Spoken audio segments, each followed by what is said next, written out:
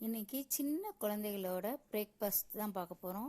அது அவங்களுக்கு ஹெல்த்தியாகவும் அவங்க விரும்புகிற மாதிரியும் செஞ்சு கொடுத்தோம்னா விரும்பி சாப்பிடுவாங்க. அதுக்கு ஒரு எக்கில் சால்ட்டு பெப்பர் சேர்த்து நல்லா பீட் பண்ணி எடுத்துக்கிடணும்.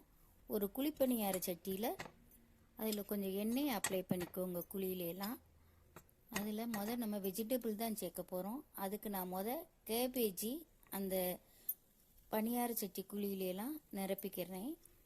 நம்ம எந்த காய்கறினாலும் சேர்த்துக்கலாம். உங்களுக்கு விருப்பமான காயை அதில் சேர்த்துக்கோங்க. அடுத்து ப்ரொக்கோலி சேர்க்க போகிறேன். ப்ரொக்கோலி சின்ன பிள்ளைகளுக்கெல்லாம் ரொம்ப உடம்புக்கு நல்லது.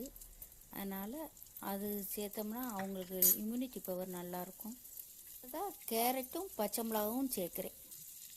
ஒரே காயாகவும் சேர்க்கலாம், இது மாதிரி 2-3 காய் மிக்ஸ் பண்ணியும் சேர்க்கலாம்.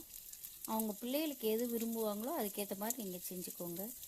மிளகா வேண்டான்னா அவாய்ட் பண்ணிக்கலாம். காய்கறிகளை ரேசாக அப்படி வதக்கி விட்டுக்கோங்க. அதுலேயே அந்த எண்ணெய் ஊற்றுனதுக்கு அதுக்கும் லைட்டாக ஒரு வதக்கிக்கிட்டிங்கன்னா பச்சையாக இல்லாமல் இருக்கும்.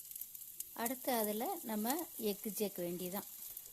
ஒரு எக்கு தான் எடுத்தேங்க, ஆனால் எல்லா குழிக்கும் வந்துருச்சு.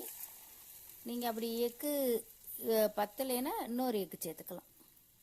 நான் அடுத்து கொஞ்சமாக வெண்ணெய் சேர்க்குறேங்க. வெண்ணெய் போட்டோம்னா அது ஃப்ளஃபியாகவும் அதே நேரம் சாஃப்டாகவும் டேஸ்ட்டாகவும் பிள்ளைகளுக்கு நல்லாயிருக்கும். அதோட காய்கறி எல்லாம் சேர்க்குறதுனால பிள்ளைகளுக்கு நல்லா ஃபில்லிங்காகவும் நல்லா ஹெல்த்தியாகவும் நல்லா இருக்குங்க.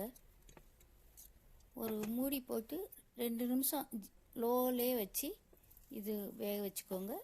அடுத்து திருப்பி போட்டுட்டு நம்ம 1 நிமிஷம் வச்சுருந்து மூடி வச்சுருந்து எடுத்தோம்னா சூப்பரான எக் பணியாரம் ரெடியாகிருங்க.